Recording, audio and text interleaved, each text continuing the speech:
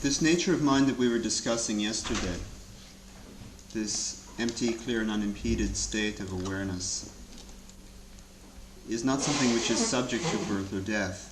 It has always been the case that there has been this nature of mind. Up until this point, the mind has been experiencing the cycle or process we know as samsara, the cycle of conditioned rebirth, due to the karmic tendencies which have developed in the mind, positive or negative. Now, many people feel that there's no continuity between one state of existence and another, that mind does not pass from one to the other, and so that one cannot speak about things like previous existences or future existences. And the reason they usually give is that there's no direct evidence. We can't see this taking place. We have no empirical evidence that there is this connection.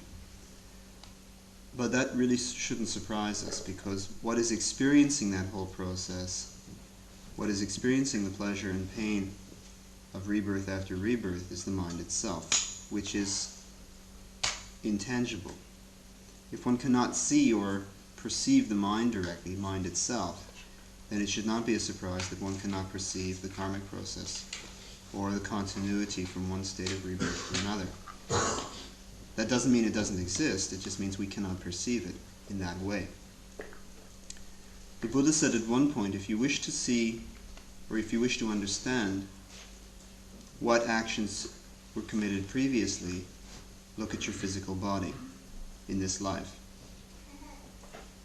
Because the connections that are established in a previous lifetime through positive or negative actions create tendencies that mature or ripen in this lifetime and determine the way in which we experience this life. So that while on a general level the human state of existence is a relatively superior one, indicating a relatively predominant element of positive karma in our makeup, there are many various experiences. There is a whole spectrum of experience that we as human beings can undergo.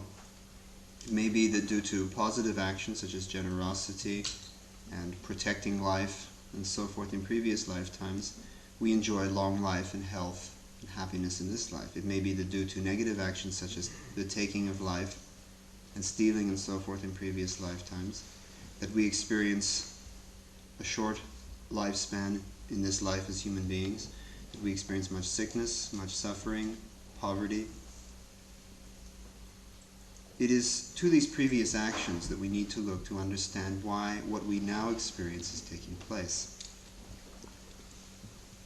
The Buddha also said, if you wish to see where the mind is going, what the mind will experience, look at your actions now.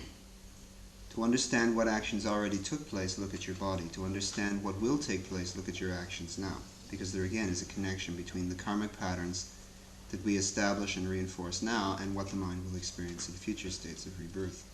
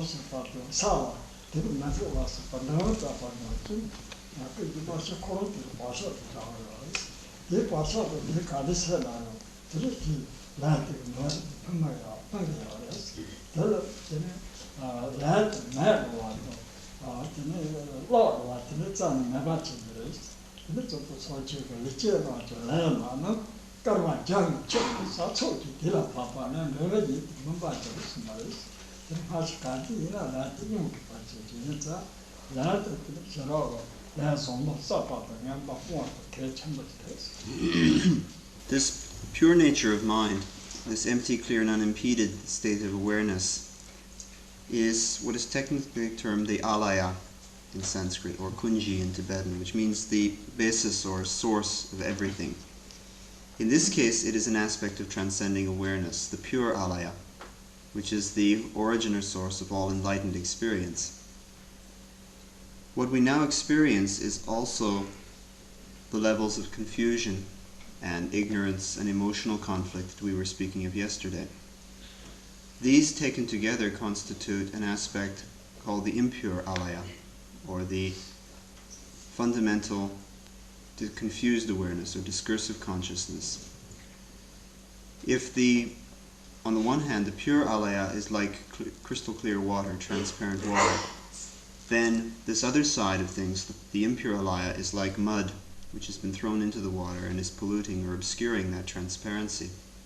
And what we experience then is a mixture of the two states of being, this impure alaya, the levels of confusion and ignorance, obscuring the pure alaya, the fundamental nature of mind itself. Now,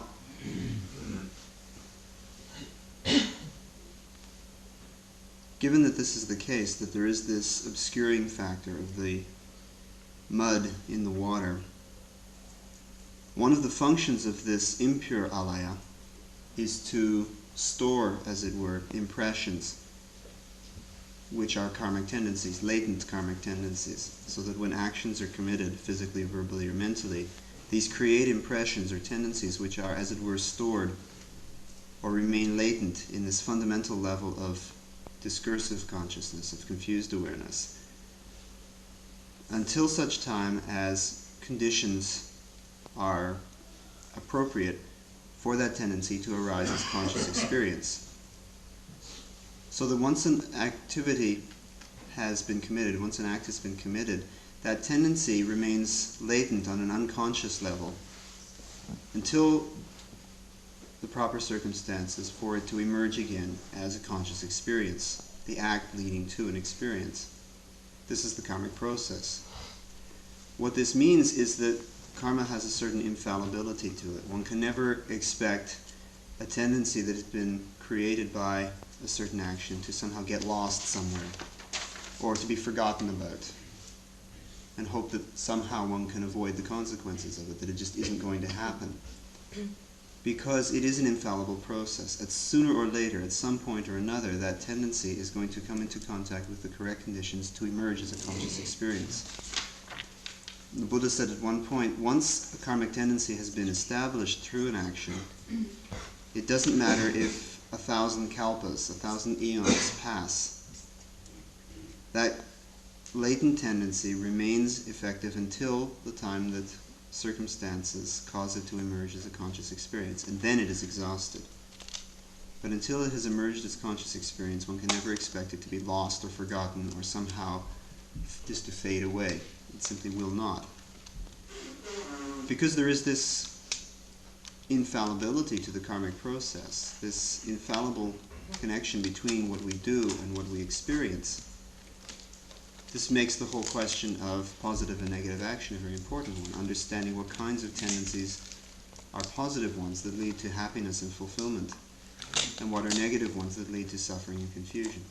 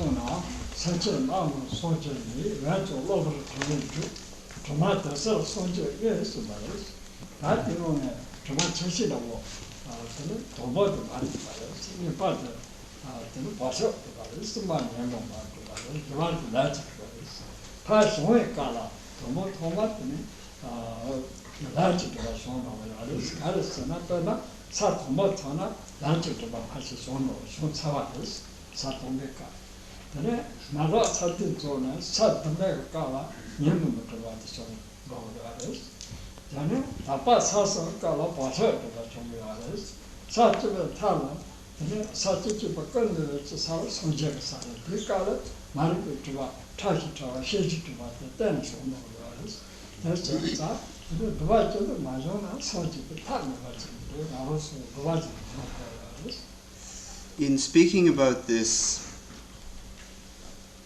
fact that all beings have this Buddha nature, but that these levels of confusion and ignorance cloud or obscure the issue, the Buddha said in one tantra, all sentient beings are Buddha, are enlightened, but incidental stains or obscurations obscure that fact. Once those incidental stains have been removed, what is now a potential becomes actual, becomes actualized as the experience of enlightenment.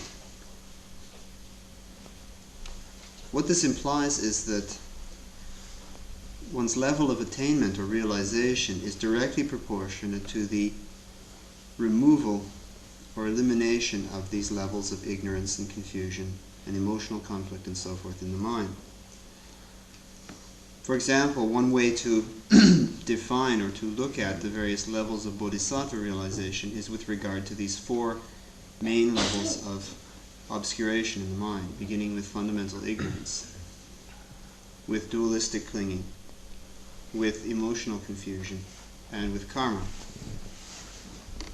The attainment of the first level of bodhisattva realization, first bhumi, is more or less synonymous with the removal of that first veil of karma, the grossest or the most outer level of confusion. A being who experiences that first level of bodhisattva realization has transcended that level of karmic obscuration. Or to say it another way, a being that has transcended the level of karmic obscuration attains to the first level of bodhisattva realization. The two define each other. On the seventh level of bodhisattva realization, the second kind of confusion, the second layer of confusion, on the seventh level, this layer of emotional confusion, which has been gradually refined or diminished, is finally eliminated. It is no longer an obstacle to that being, that seventh level bodhisattva, attaining enlightenment. On the final three levels of bodhisattva realization, the 8th, 9th, and 10th levels, which are termed the three pure levels, the level of dualistic clinging, the habitual tendency of mind to conceive of self and other as entirely separate, this is gradually refined and eliminated to the point where it becomes non-existent. It is no longer an obstacle. But it is only with the attainment of complete enlightenment, the passing beyond the 10th level of bodhisattva realization to complete Buddhahood, which is sometimes termed the 11th level, simply because it is all that is beyond the 10th level, and which is sometimes termed in Tibetan Kundu-U, which means light everywhere, or total illumination. It is only with that attainment that the most subtle levels of the most subtle confusion, the fundamental ignorance of mind, are finally eliminated, finally wiped away. And the most subtle veils of ignorance in the mind are finally eliminated, so that the nature of mind itself is free to simply manifest or express itself without hindrance. So the process of spiritual development can be seen in terms of removing or diminishing the obscuring influence of these four levels of confusion: fundamental ignorance, dualistic clinging, emotional confusion, and karma.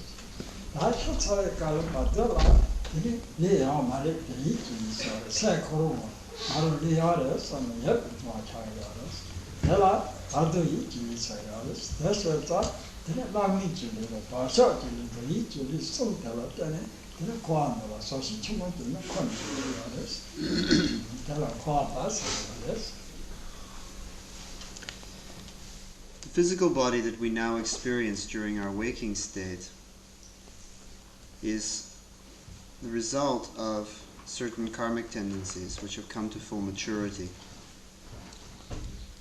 Certain karmic tendencies which have ripened or come to full maturity in this life. In the case of ourselves as human beings with this particular precious state of human existence, the karmic tendencies have been largely of a positive nature. This has been largely virtuous activity leading to positive karma, and it would seem that there has been some element of connection, karmic connection, with the three jewels, the Buddha Dharma, through some kind of means, through seeing something or hearing something or coming into contact with something in some way. And all of this has contributed to the particular physical embodiment that we now experience.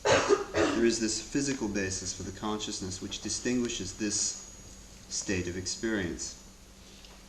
But the mind experiences other states than the physical waking state. The most significant of these during our lifetime is sleep and dream. Because when we do go to sleep at night and dream, the mind experiences another kind of body, as it were, which is not quite the physical body, because the physical body at that point is asleep. But the mind is experiencing a whole realm of experience, a whole phenomenal world, which does not have that physical basis. But nevertheless, the mind conceives of a kind of body or embodiment through which it experiences that dream world. This state of experience is conditioned by two factors. The first of these is a very subtle, habitual tendency of the mind to conceive of things in dualistic terms, self and other, subject and object. The other element which conditions the dream state is the more obvious level of habitual tendencies and experiences during this life, certain patterns that we develop in this life that show up in our dreams. The technical term for this particular state is the embodiment based on habitual tendencies, because there are these two factors, the subtle habitual tendency of dualistic fixation and the grosser tendencies of experiences in this life, establishing certain patterns. There's no physical basis for that state of existence, but the mind relates to it as though it were very real. Now, when we die in the future, and the physical body and the mind separate, and the physical body is no longer a factor in the mind's experience, there is what we term the bardo state, the after-death state, between death and physical rebirth. Now, this bardo state is peculiar in that there is no physical basis for the consciousness here either. There is no physical body, but the mind continues to behave as though there were, continues to experience things as though there were a body there, when in fact there is not. This tendency of the mind to experience a body where there is none is a phenomenon known in Tibetan, or in the terminology, as the mental body, or the mental embodiment of the bardo state. These are the three major phases of our experience that we can see if we are looking at this cycle of samsara. The mind is continually passing from one of these states to another, from the physical waking state to the dream state to the disembodied state, to the mental body of the bardo, back to physical waking existence. And these three phases of our experience constitute the cycle of samsara. And as samsarans, as beings in samsara, we experience those three phases, one after the other.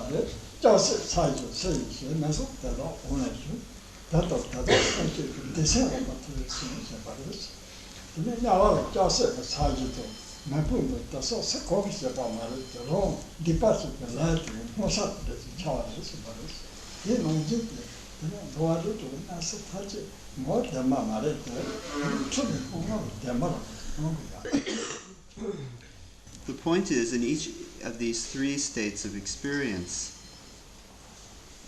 the mind takes what is going on to be absolutely real. What is in fact happening is a process where the projections of mind are experienced by the mind as though they were something other than the mind itself. But the mind is absolutely convinced in each case that this is actually happening, that these things really are taking place. Whether we're talking about the physical embodiment, whether we're talking about the dream state, whether we're talking about the bardo state, the mental body, the mind is absolutely convinced that what is taking place is true and real on an ultimate level, rather than understanding that what is taking place is a process of projection and experience of the projection.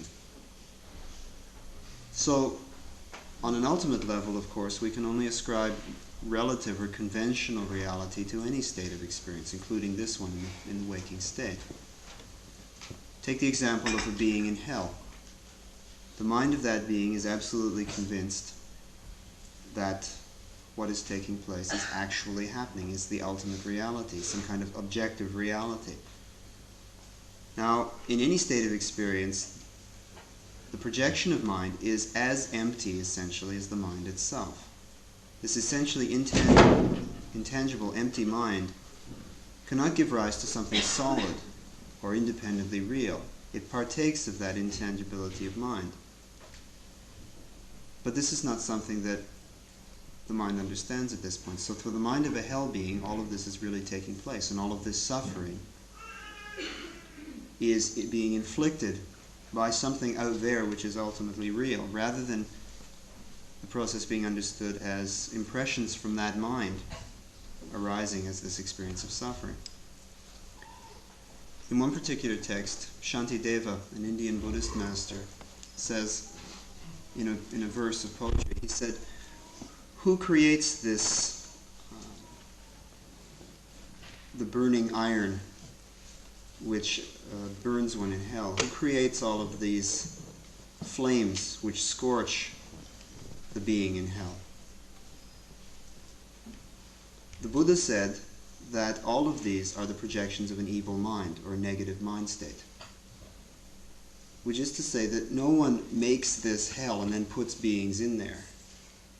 The beings make their own hell. The negative karmic patterns in the minds of hell beings create the impression of a state of hell as though it were actually true, as though there actually were something we could call hell, where beings were sent or where beings went. What in fact is happening is that the impressions in the mind of that being are creating the illusion of this realm of hell, as though it were something ultimately real. But it is no more real than any other state of experience. It has only a conventional reality for the being in that particular situation at that particular time.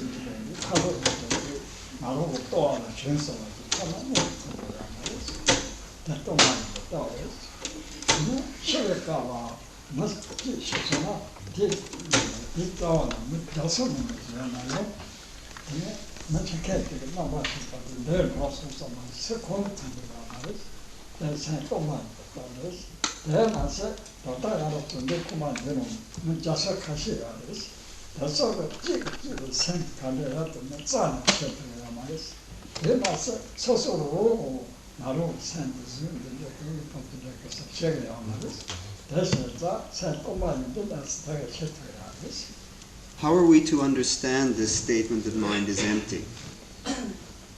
What indication do we have that this is the case?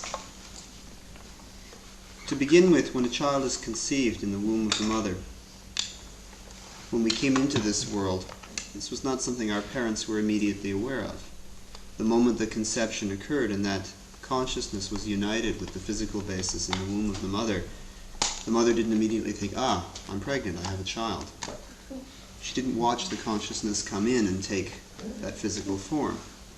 It's not something that becomes obvious until later, when the physical signs of pregnancy show.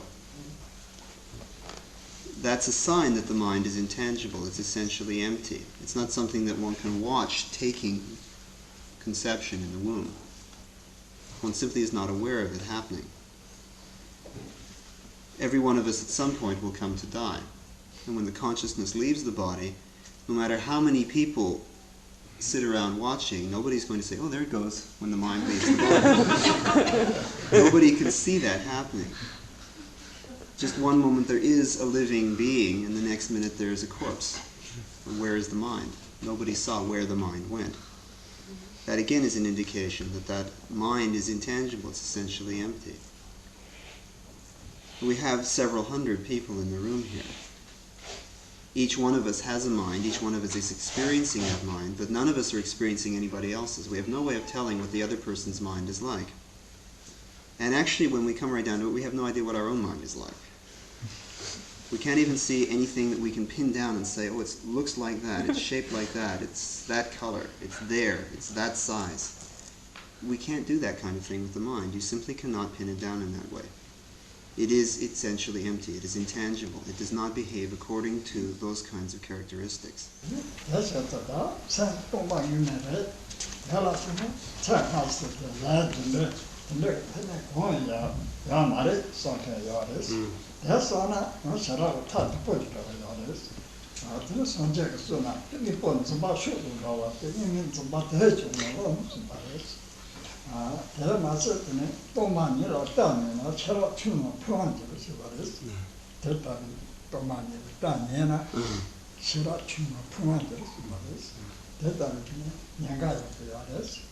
However, to take the opinion, as people sometimes do, that, well, right, the mind is absolutely empty. That's absolutely true. Therefore, nothing matters. Nothing has any reality at all. Karma is completely meaningless. There's no such thing as causality. But that's really a misinterpretation. That's making a big mistake.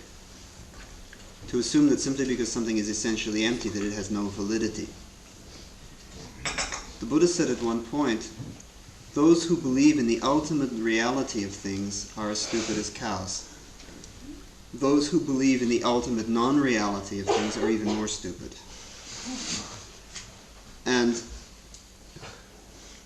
this is something which is dealt with quite extensively in the Prajnaparamita literature, the perfection of wisdom literature, where it is said that if one makes a mistake in one's view of emptiness, if one has too simplistic a view of emptiness, one is really cutting off one's own wisdom. One is really limiting one's own wisdom and destroying possibilities of future understanding growing. So it is something that's important to note, that the interpretation of what is meant or what is implied by the mind is empty should not be a really simplistic one, but all the implications should be understood.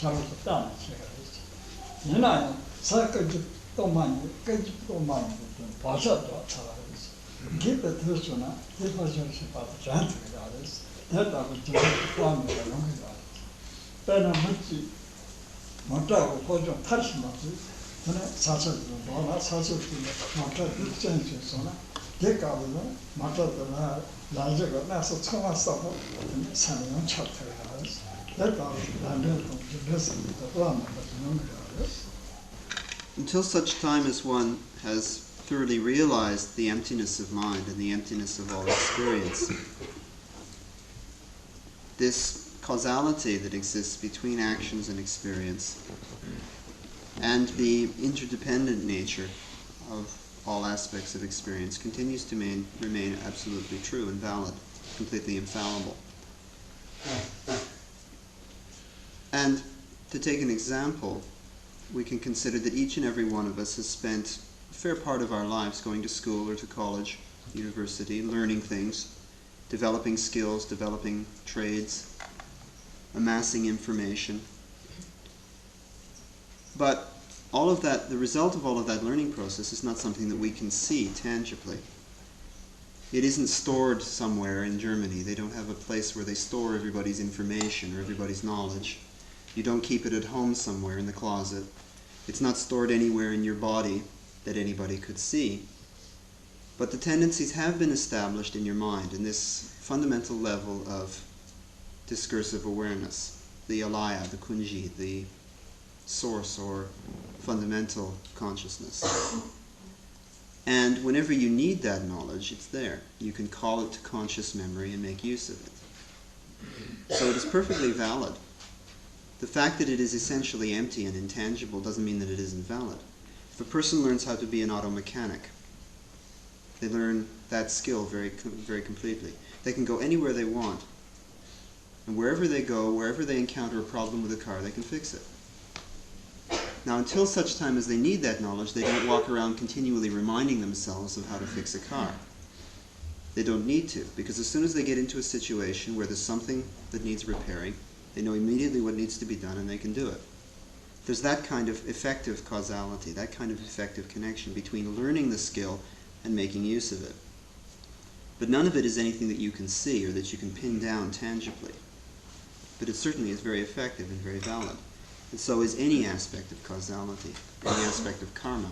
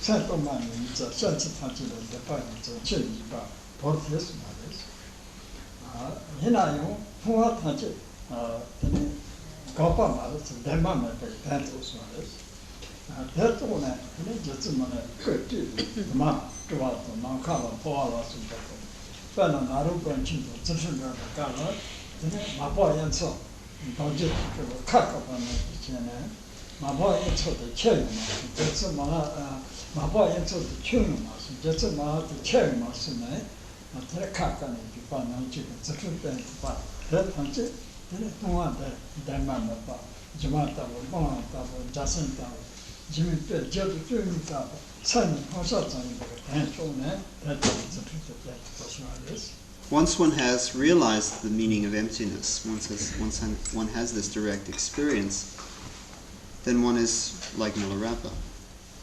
Milarepa said of himself, "It was fear of dying or fear of death that drove me into retreat, and I meditated constantly on impermanence and death.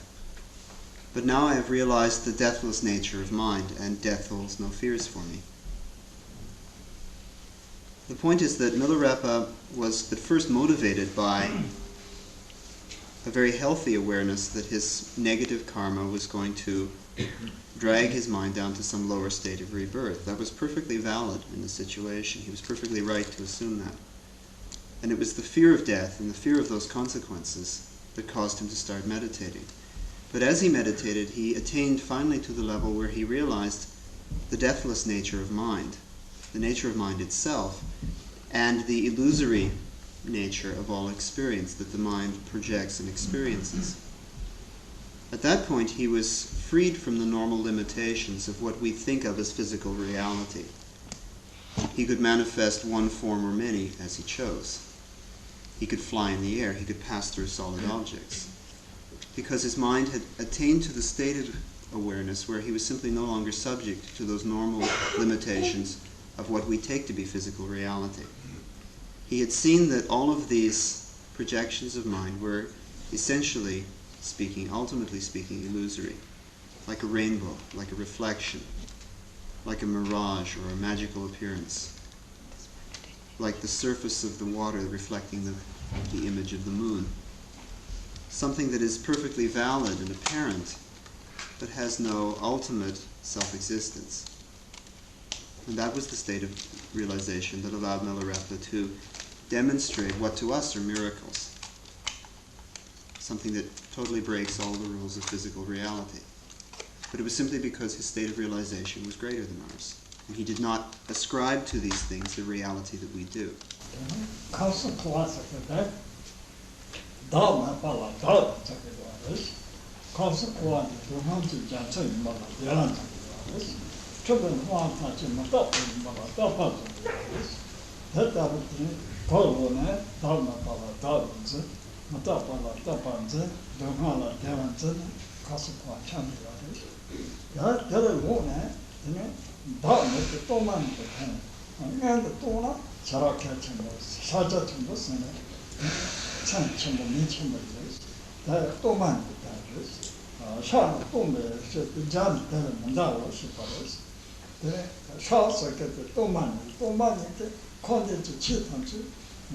more to man, that's what it is.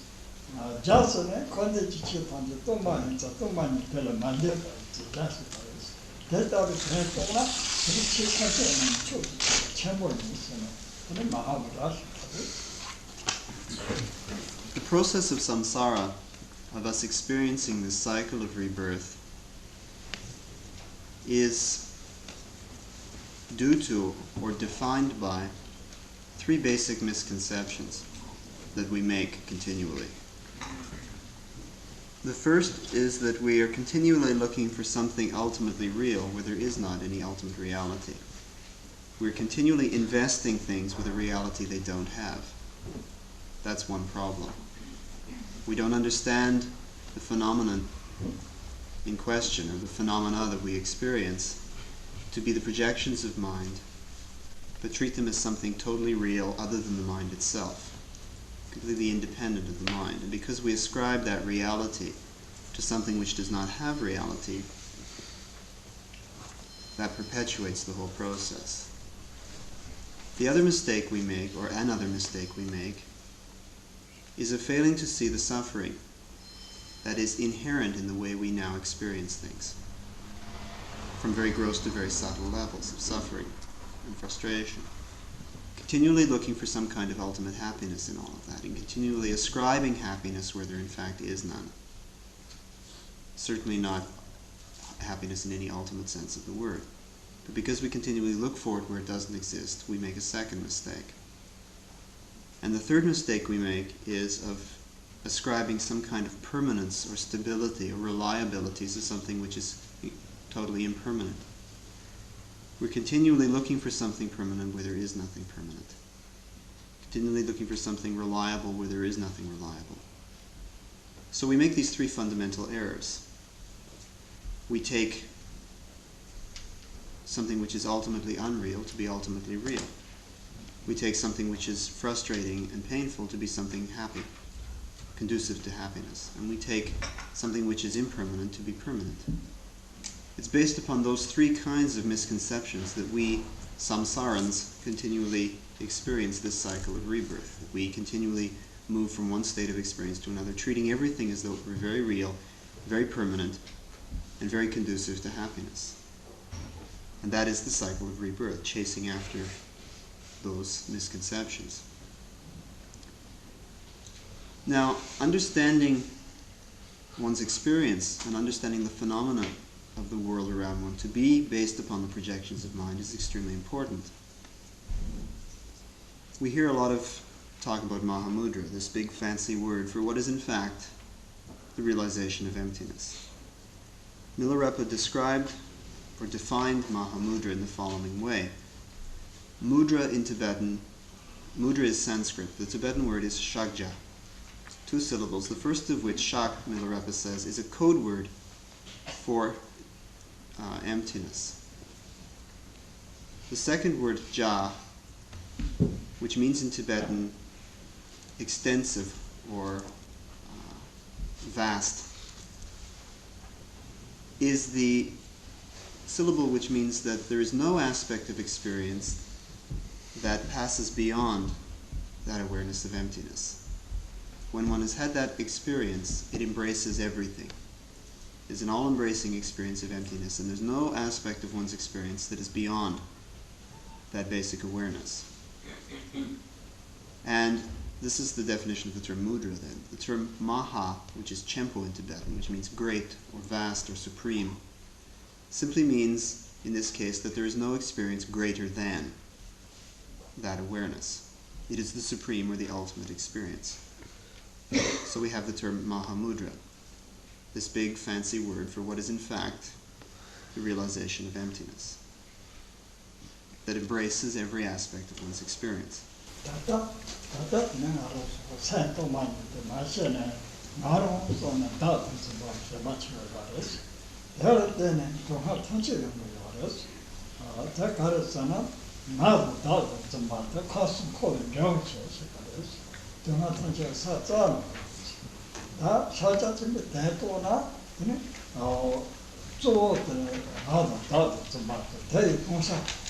그래 먼저 또 치지 않는 탐지 대도 때 이게 로를 내고 동안 대도 해야지 대다부터 맞으나 로이 몰라 다 산도 또 말은 이 소마지네 다 참아나 시에서만 서로 한번 참아주는 거지.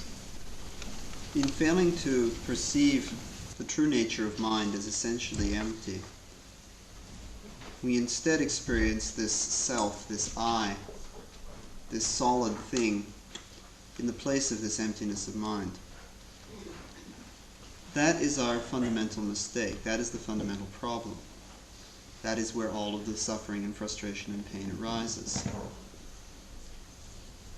It's quite true, as the teachings tell us, that I and the clinging to self are the biggest demon in the universe.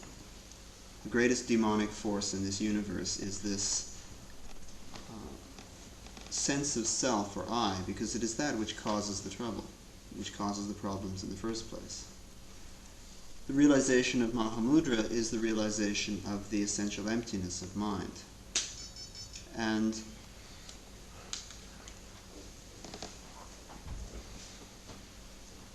once this realization takes place, once this I, this self, is no longer perceived as something ultimately real, once the projections of the mind are not experienced as something ultimately real, then one has attained this realization that is termed Mahamudra, which is sometimes referred to as the experience of egolessness. The egolessness or non-self of an individual, and the egolessness of phenomena, all the different aspects of experience. It is at that point that the mind is freed from all of that suffering and all of that malevolent influence of egocentricity, of ego clinging. There's no longer any basis upon which suffering can develop. Even though this might not be part of one's direct experience at this point, one might not have realized emptiness. Even the intellectual conviction on a conceptual level that it is the case is extremely beneficial. Simply to have the idea, the mind or the I is not something ultimately real. It has no color, it has no form, it has no shape, and so forth. None of this is ultimately real. Even to have that kind of conception is very helpful, even though it might not be part of one's direct experience yet. It's simply an idea still. But the idea in itself is very valuable.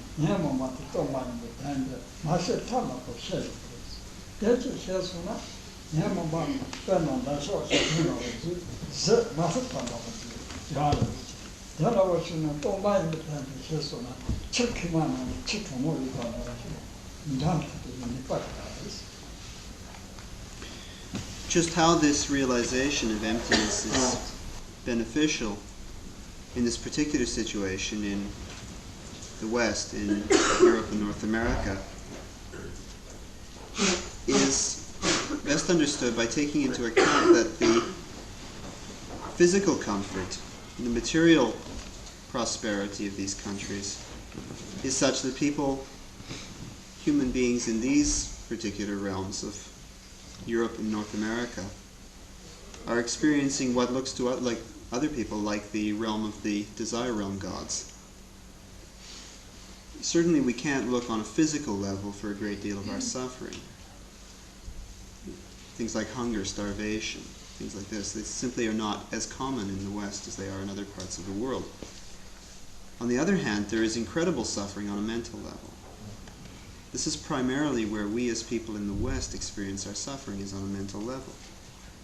And the principal reason is because, first and foremost, of this misunderstanding of the emptiness of mind, and instead the conception of this self or I. But the principal contributing cause is the emotional confusion that we experience. Because we invest all of these emotions with such reality, we treat them as things in and of themselves, and surrender to them continually. And this is where a great deal of our confusion and a great deal of our suffering lies, is in that emotional confusion. Through understanding the emptiness of mind, one understands the emptiness of what arises in the mind. Once one has understood the mind to be intangible or essentially empty, then automatically one understands that the thoughts and emotions that arise in the mind do not have any more tangibility than the mind itself. They don't have any more ultimate reality than the mind itself. They are no more solid than the mind itself, which is to say they're not solid in the least.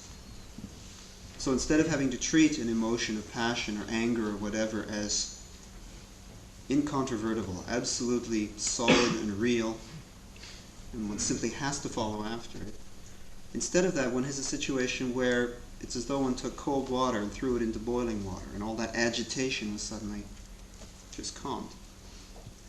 Because one's understood that the emotion is no thing in and of itself. And one simply doesn't have to treat it as real, as one normally thought one had to. It simply is not necessary. It doesn't have that kind of reality.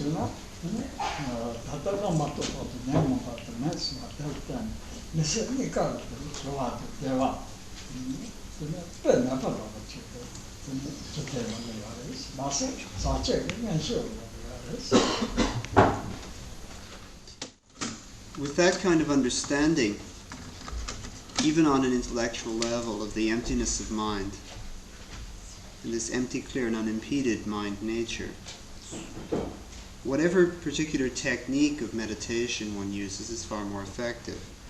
When one is using a shamatha technique, something to calm and stabilize the mind, whether it's breath meditation, or meditating on a sphere of light, or meditating on any other form, physical object, whatever technique one is using is going to be far more effective for allowing the mind to become calm and free from distracting influences of thoughts and emotions, more able to rest, to simply focus itself and rest in any given state of awareness.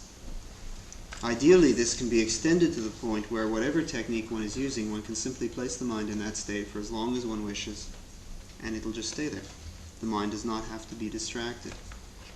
There is a conscious ability of the mind to simply rest in any given state without distraction. That is the ultimate from the point of view of shine, or shamatha, of this first stage of meditation. Now with it, this brings about a feeling of quite incredible mental and physical well-being. Something far more than we could really conceive of at this point. Even this first stage of shamatha, before the insight of vipassana sets in, even this brings with it a real sense of physical and mental well-being. And it is also this state of shamatha, of tranquility and stability of mind, that gives rise to certain, perhaps unstable, but certain kinds of psychic powers, clairvoyance and so forth. They arise from this kind of shamatha experience, from this tranquility and stability of mind.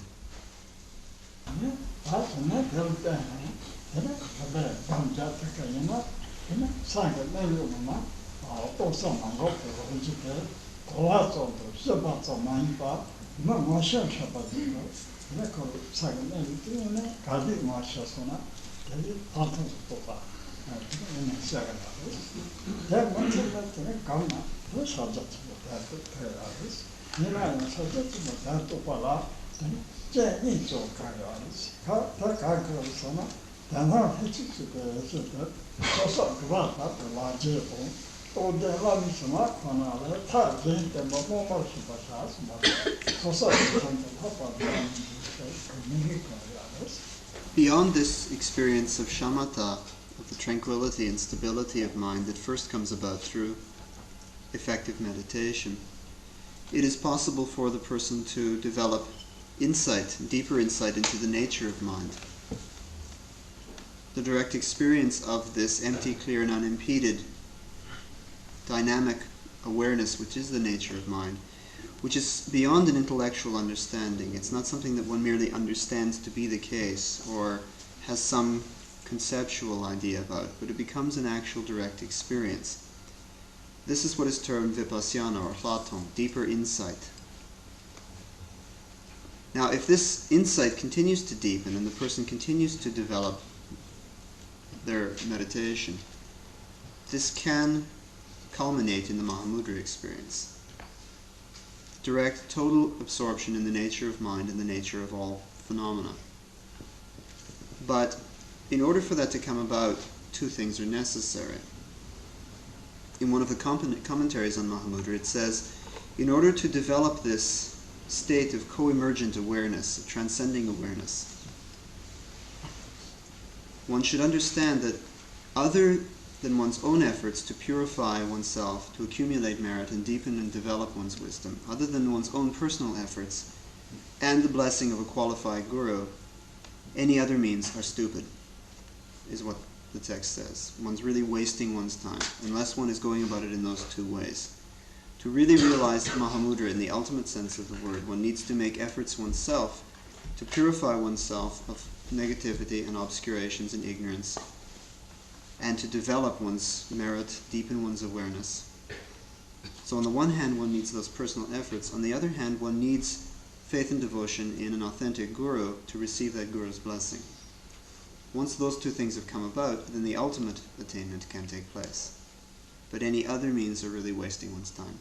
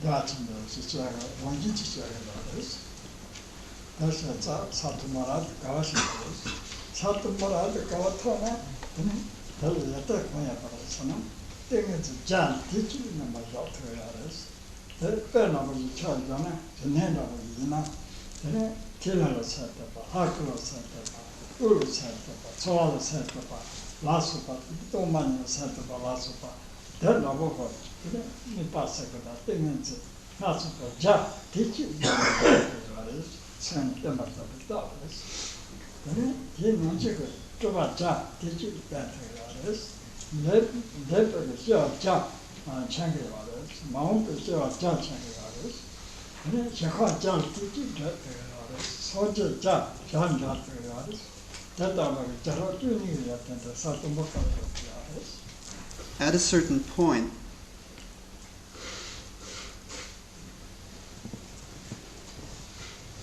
when one is developing along this path to Mahamudra, or of Mahamudra, there is a certain stage at which the authentic experience of the empty, clear, and unimpeded nature of mind becomes completely stable. Now, this is a bit complicated because the technical terminology of the Mahamudra path speaks of 4 levels. One-pointedness, simplicity, one flavor, or one taste literally, and beyond meditation. Each one of these has 3 degrees, an inferior degree, an intermediate degree, and an intense degree. Now, with this experience of the nature of mind, the Mahamudra experience first becoming completely stable, this is the experience of simplicity, the second of the 4 stages. And all 3 degrees of simplicity, inferior, intermediate, and intense, taken together, constitute this experience. It culminates or peaks in this experience of the nature of mind, which is still not the ultimate attainment, but is the first really significant level of insight. This is what is termed as well first bhumi, first level bodhisattva realization. This level is termed rabduga in Tibetan, which means total joy or complete joy. Because with that discovery of the nature of mind, there is the experience of a joy and a delight and a well-being which is simply not anything we can conceive of at this point. There is no physical or mental state of bliss or ecstasy or joy that we can experience now that can hold a candle to that kind of joy. It simply cannot compare to that kind of joy. That is the joy which is completely spontaneous. It does not depend upon any given situation at all. It simply is inherent in the nature of mind. And as the mind discovers its own nature, there is that joy, that incredible joy. So that is the reason for the name Rabduga, for the name total joy or complete joy. This state of realization is marked by certain qualities that indicate that the mind is becoming freed of its limitations and is more free to express itself in different ways.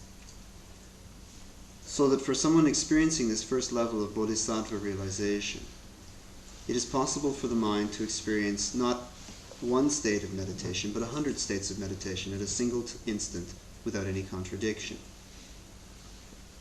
Right now, when we're using a technique in meditation, for example, we may be using breath meditation or meditation on a physical object or a point of light or the form of a divinity or a certain sensation.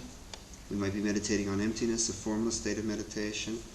But we do things one at a time because the mind is limited at this point. The mind of a first level bodhisattva can handle 100 of those at a single instant, and there's no contradiction. Nothing's left out, nothing is conflicting with anything else. The mind is free to experience 100 states of samadhi at one instant. It is free to express itself in 100 emanations in a single instant, rather than being limited to one physical form. It is free to experience 100 different pure realms of experience, to meet with 100 Buddhas, to receive teaching in 100 different ways at a single instant, to recall 100 previous existences, to foresee what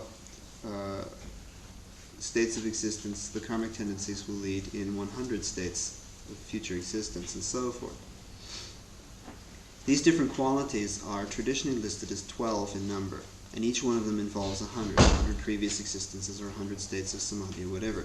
So they are often called the 1200s, which are simply indications that this first level of bodhisattva awareness has taken place, and the mind is that much freer to express itself.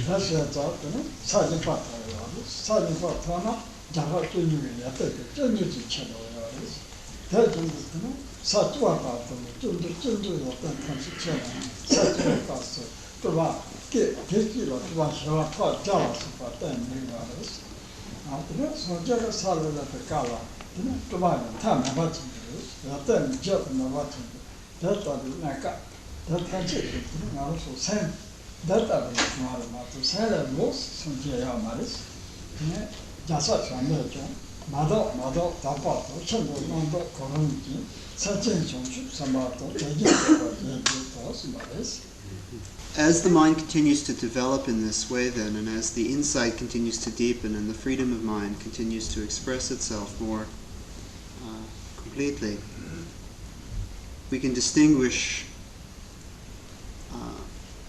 different stages or different levels of realization. And these are what are known as the 10 bodhisattva levels, the 10 bhumis. From first bhumi then, the mind attains to this second level of bodhisattva realization, where all of these qualities that were described, the 1200s as they are called, increase tenfold. increased by a power of 10, so that we are speaking of 1,000 instead of 100. 1,000 states of meditation at a single instant, and so forth. This increases from one level to the next by powers of 10. So by the time we are speaking of 10th bhumi, 10th level bodhisattva realization, we're no longer speaking of 100 or 1,000, we're speaking of tens of millions of states of meditation at a single instant, or emanations at a single instant, or whatever. Beyond that, the only statement that can be made about Buddhahood beyond the 10th level of complete enlightenment is that one can no longer speak in limited numerical frameworks. One can no longer speak of how many or how much. It simply makes no point at that stage. We're speaking of an infinite level of awareness, an infinite level of possibility, an infinite level of compassion, and so forth. There simply is no limit to the ability of the mind to express itself on the level of Buddhahood, because Buddhahood is, by definition, the absence of all limitation. The mind is simply free to express itself. The point is that the mind that is experiencing that state of Buddhahood is the mind that we experience now. Buddhahood is not something outside of the mind itself. It's not something you have to go looking for other than in the nature of mind itself. The only difference is whether or not there are limitations and obscurations in the way or not. In a text known as the Uttara Tantra, which was given to a Sangha by the Bodhisattva Maitreya, it is said that the only distinction to be made on the basis of sentient beings, bodhisattvas and Buddhas, is whether there is impurity present, whether there is purity, or whether there is complete purity. Whether there remains confusion and ignorance, or whether there is not. As unenlightened beings, we experience a great deal of impurity in the sense that there is this confusion, this ignorance, negativity, and so forth. On the bodhisattva levels, this has been more or less removed, but not completely so. On the level of complete enlightenment, it has been completely removed. But that's the only basis for making a distinction between an unenlightened being, a bodhisattva, and a Buddha.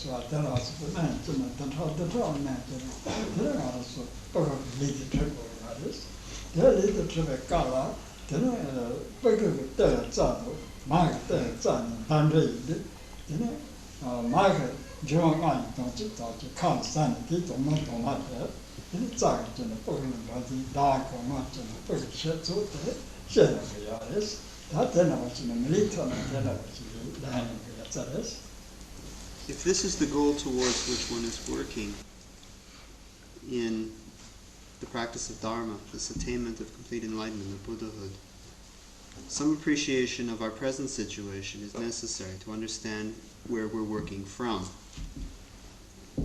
which implies an understanding of the cycle of rebirth, of samsara, and our particular situation in it as human beings.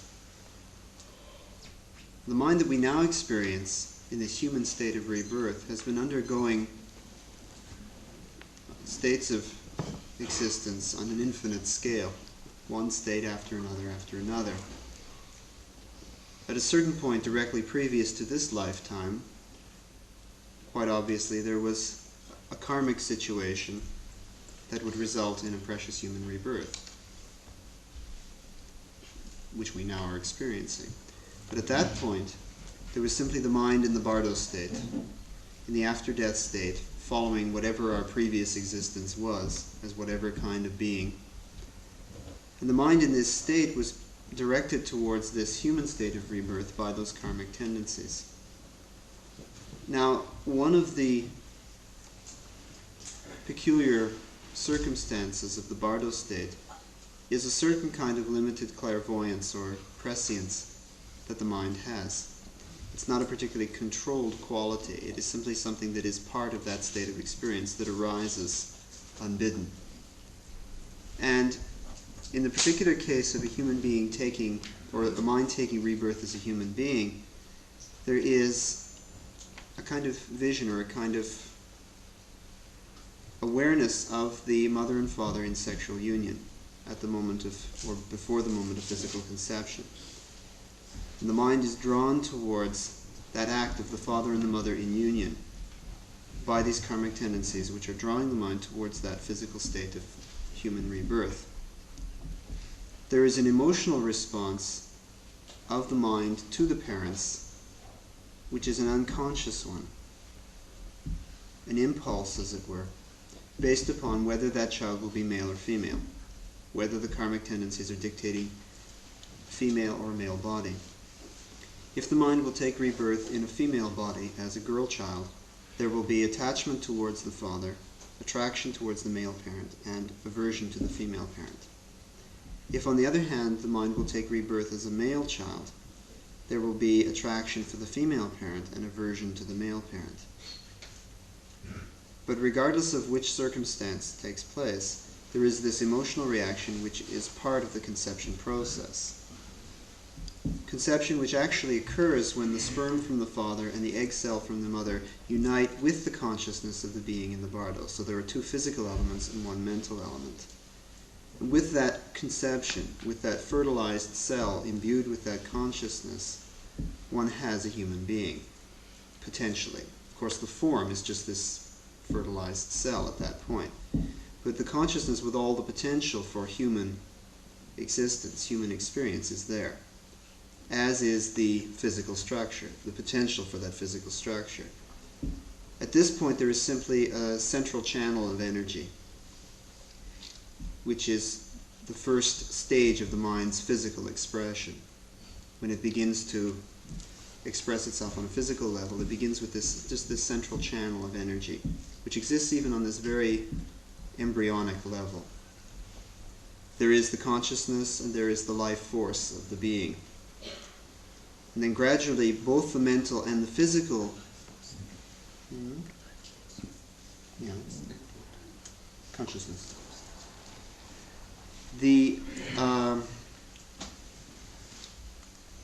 Slowly, during the 9 months or so, 9.5 months, which is the rule of thumb, the term of pregnancy, during this time, the mental and physical aspects of the child begin to develop. This is most obvious on a physical level because the cell begins to divide and there's this mass of cell tissue that becomes elongated and extended and passes through these various stages of fetal development as the limbs begin to extend themselves and the senses begin to develop and the organ systems begin to differentiate and so forth. And also there is a gradual development of consciousness and awareness, a gradual stirring and developing of more complex states of awareness, until such time as the child is fully developed and the karmic tendencies which have brought about the conception and growth of the fetus come to an end and the process of birth occurs. Up to that point, of course, the child has been receiving nourishment from the umbilicus, from the mother's body. The food and drink that the mother takes in is nourishing the child on a physical level. But it is the karmic tendencies which are in the makeup of the child that are propelling that process of fetal development to the point where the child is actually expelled from the mother's body in the process of physical birth, and the child actually comes into the human realm as a fully formed human individual, still just a baby, but still with all of the organs and faculties of a human being to experience that particular realm. That is the process that all of us went through to arrive where we are now.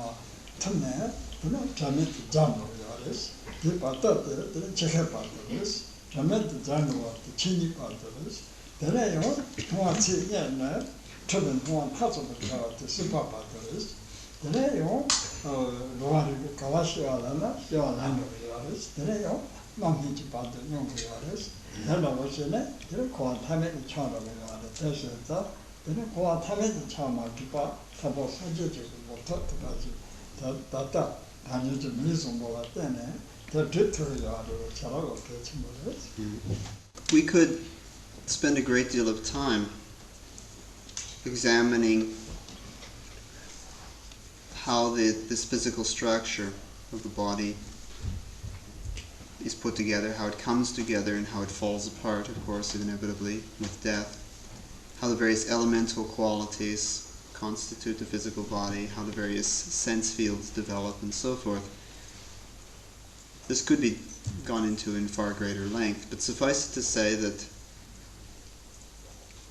at this point we have this physical body. It has come together in a particular way. We were born, we went through this conception process, the fetal development, the birth process, through infancy, through youth, and all of us have arrived either at young adulthood or middle age or even old age. And this process is a relentless one. From the moment of conception to the moment of death, there is this continual growth and change of the organism. The aging process involving with it as well disease and sickness, imbalance, suffering on that level, and the process simply of growing older, of the body starting to fall apart, simply because the karma maintaining that existence is starting to break down. Eventually this will bring all of us at one point or another to death, where these various elemental qualities that make up the body dissolve and are absorbed one into the other in a process of dissolution, and the mind and physical body finally separate at the moment of physical death. At that point the mind goes into a state of unconsciousness. The dying process as one state leads to another state, which is one of primordial unconsciousness. The first phase of the so-called Bardo experience, the after-death state. Following that, there is a process of conscious experience, still with no physical basis for the consciousness, where the mind experiences all kinds of experiences, pleasure and pain. And finally, this is brought to an end too, by the karmic forces dictating the next conception, or the next physical rebirth, in whatever state, human or otherwise. But that is the future that the mind faces. That's infinite process of samsara, from one state of experience to another, with no end in sight. The significant point about the human state of rebirth is that it provides us with the opportunity to transcend all of that, to attain enlightenment which is beyond all of that suffering and frustration and limitation of the cycle of rebirth, which is a state of true happiness, a real freedom of mind. So that is the important thing to remember, that in the context of the human birth, we have the freedom and the opportunity to attain to that state of enlightenment. That kind of opportunity does not really exist in any other state of existence than the human one.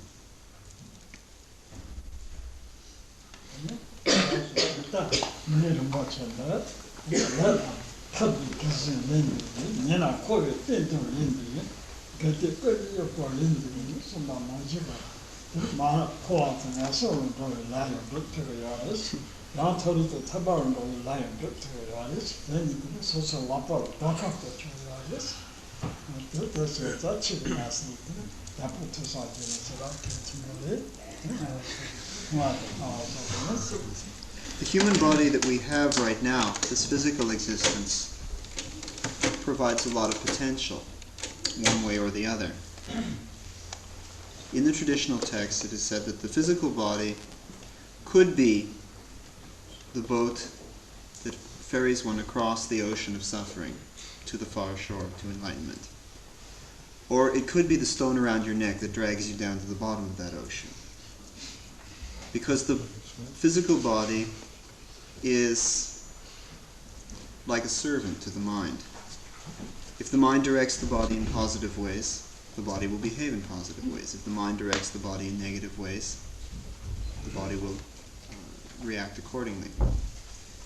And it is through the karma that we accumulate with our physical actions as well as our mental actions and verbal actions.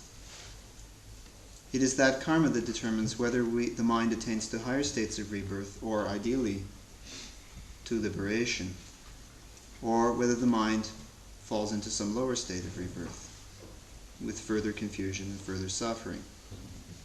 It is all up to the choice we make. We have that choice in the palm of our hands now, and we can choose to go one way or the other. We really are on a kind of pivotal point, or kind of frontier, boundary between up and down. With that, perhaps we could close the morning session with prayers to dedicate the merit of the teaching for the benefit of all beings.